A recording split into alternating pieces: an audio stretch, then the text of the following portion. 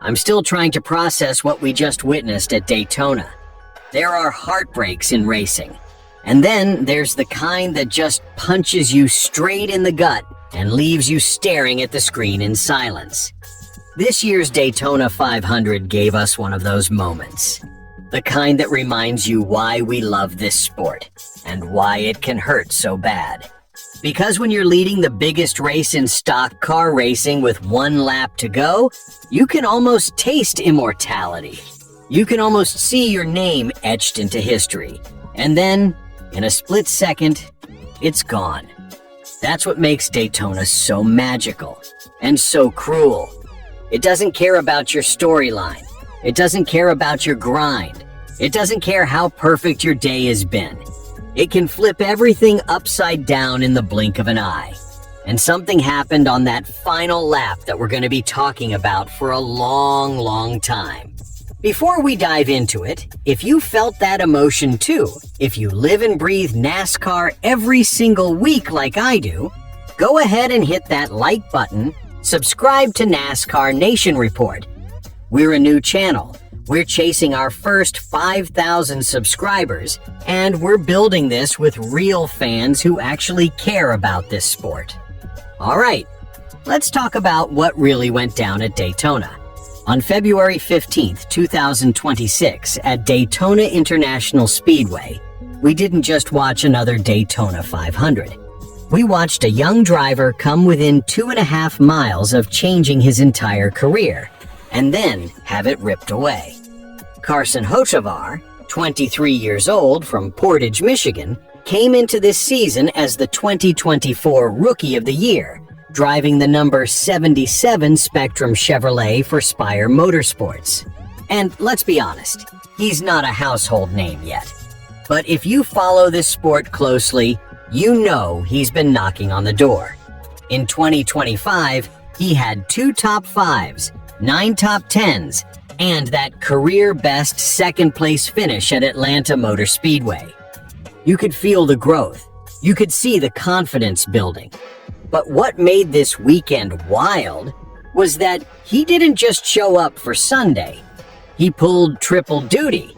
He ran the Truck Series, the Xfinity Series, and the Cup Series, the only driver doing all 3 during Speed Weeks. That's a grind. Physically, mentally, emotionally, especially at Daytona. Thursday, strong start. He finished second in his dual qualifying race behind Chase Elliott and locked himself into the Daytona 500 starting 6th. That's exactly where you want to be, near the front, but not a sitting duck. Friday night in the truck race, total nightmare. He wins stage 1, banks stage points, looks fast, looks in control, and then tire issues, spins, not once, not twice, 3 separate times, back-to-back cautions. His truck literally shuts off while he's leading. He ends the night in 35th with a DNF. That kind of frustration lingers with you. Saturday in the Xfinity race, he straps into a Young's Motorsports Chevy and tries to keep it clean. But this is Daytona.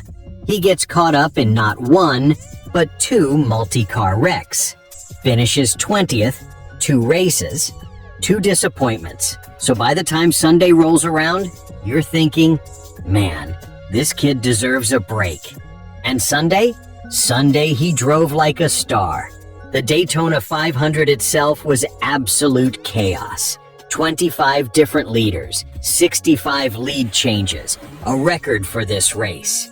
It felt like every 10 laps, someone new was at the front. Hocevar played it smart from the beginning. Lap 6 caution. He pits early to maximize fuel. When stage 1 ends on lap 65, most of the field comes down pit road. He stays out. Crosses the line 4th. 7 stage points. That matters, especially early in the season. His teammates at Spire, Daniel Suarez and Michael McDowell, also grabbed stage points. That whole organization looked organized, disciplined, calm. Stage 2, survival mode.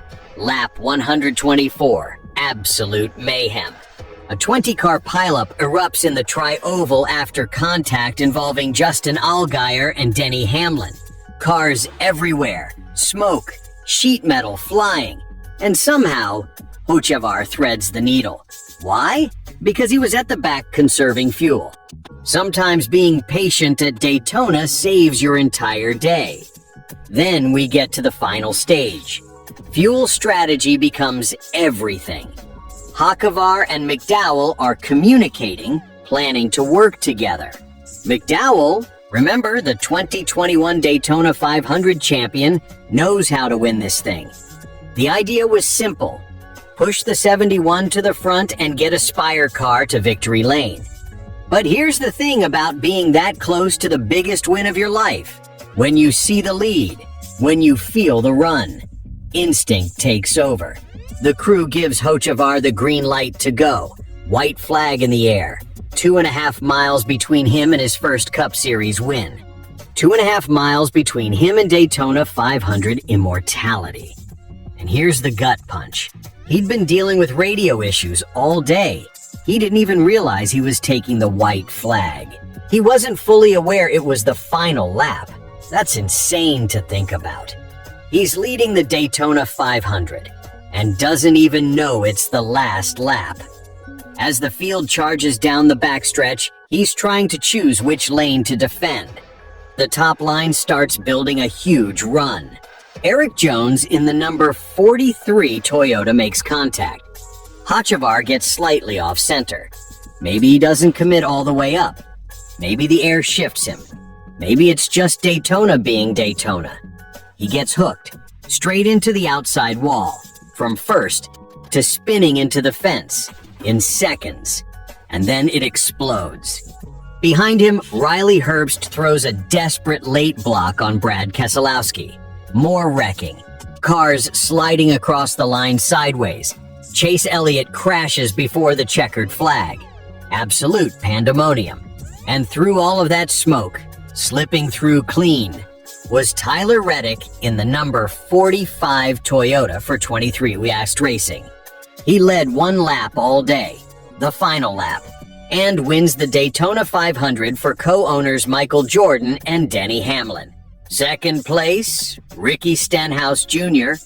Third, Joey Logano sliding across the stripe. Carson Hocevar, 18th, after leading at the white flag. 18th. And you could hear it in his voice after the race. That mix of professionalism and heartbreak. He kept it composed. But you know those what-if thoughts were screaming in his head. Here's the wild part though. 18th is actually his best Daytona 500 finish ever. His previous starts, 40th and 30th.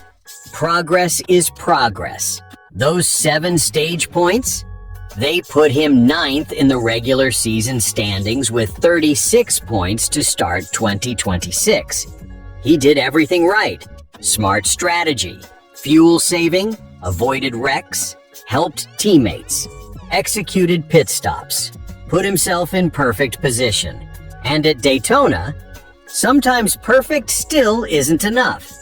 That's why this sport keeps us hooked. It builds you up and rips your heart out in the same afternoon. Now looking ahead, this matters. Early season points matter. Confidence matters.